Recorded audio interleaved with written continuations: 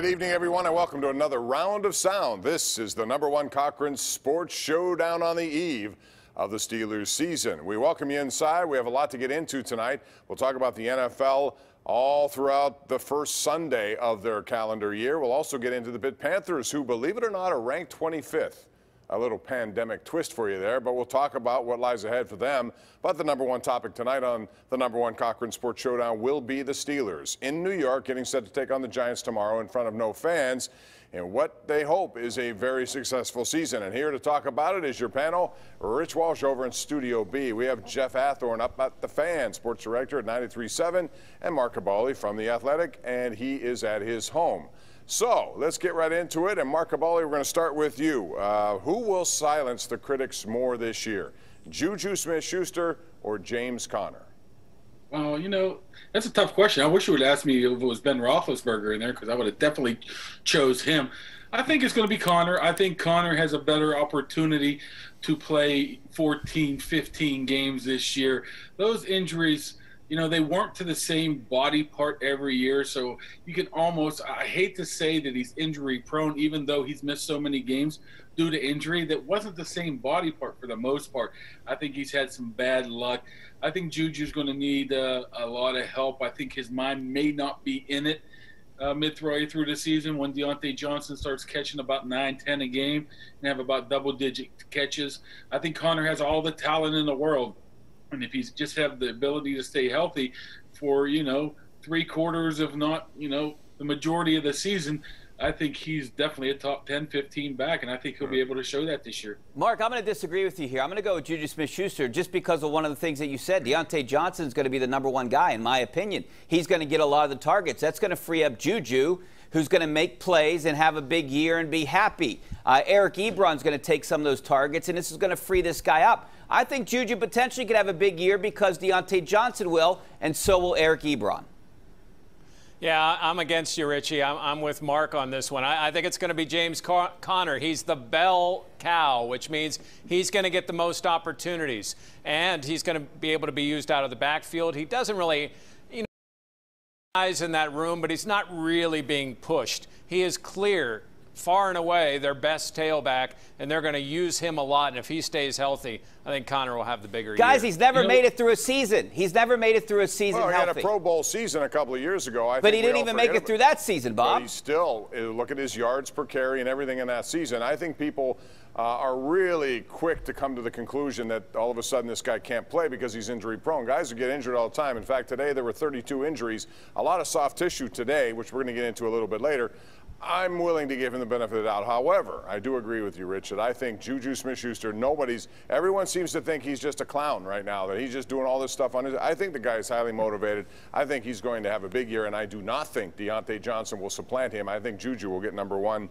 And I think it's a good competition for both sides. All right, we'll go over to Jeff now to start this one. I want to talk about the offensive line, Jeff. If you look at weaknesses on the Steelers, I think overall you say they don't have many, but they do have depth issues. And the offensive line is already being challenged in that regard. How important is this, and what concerns do you have? Boy, aren't you going to overload the right side of that Steeler offensive line tomorrow night and really test what they can do with 2 new guys there? I mean, Wisniewski, I know, played in the Super Bowl and has been around, and it is a veteran, but it's his first time in this offense. And then you got Zach Banner making his first starts in that position. Then you got Matt Filer on the other side, who's making a transition over to guard. I mean, I think offensive line is a concern for this team. Yes, you have Pouncey in the middle. Villanueva needs a bounce-back year. I absolutely think, especially without DeCastro, there are questions with his offensive line. I think it's a huge concern. I'm with you. I'm going to defer to Mark Kaboly on this. It seems like that's his expertise. But I think from the beginning, Matt Filer should have been your right tackle. Now it kind of works out the way it's supposed to be with someone injured like David DeCastro. But I kind of questioned at the beginning. I wanted to see Matt Filer as the right tackle and Stefan Wisniewski replace Ramon Foster.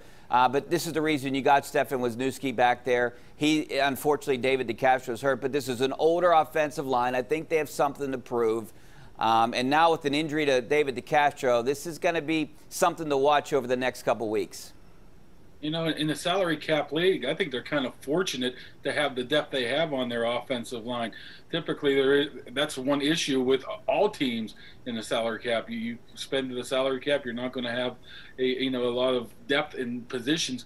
But Wisniewski, he's played 10 years. I think he'll be all right. I think Banner will be all right as well. I think a lot of it's going to be, number one, I think Roethlisberger is going to have to be able to get rid of the ball quick, and he's learned that ever since the Todd Haley regime came in about 6-7 years ago.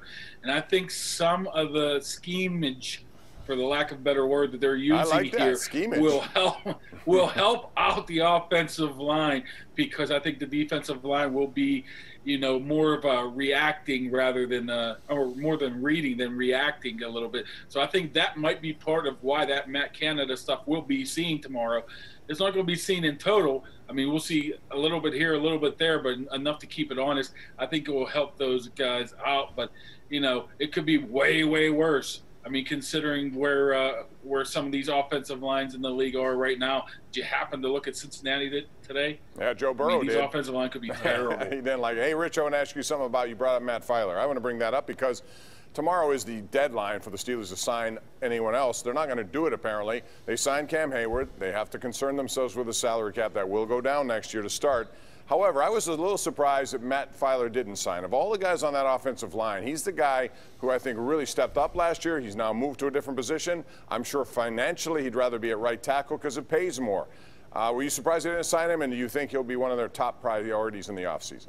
It depends on how he plays. I don't know. I mean, we talked a little bit about this on our pregame show today, and I disagree with Jerry Dulac. I think it's going to be hard to sign these guys because of the way the cap situation is coming into next year. It's at worst case going to be flat, more than likely be under what it is this year. So Matt Filer, who knows? If he has a good year, he's going to make a ton of money. So that's probably why they didn't work out a deal. I don't think they're going to be able to work out a deal with Juju Smith-Schuster, especially if he has a good year.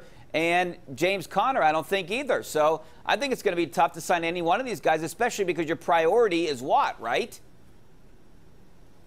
Well, Watt is a big deal.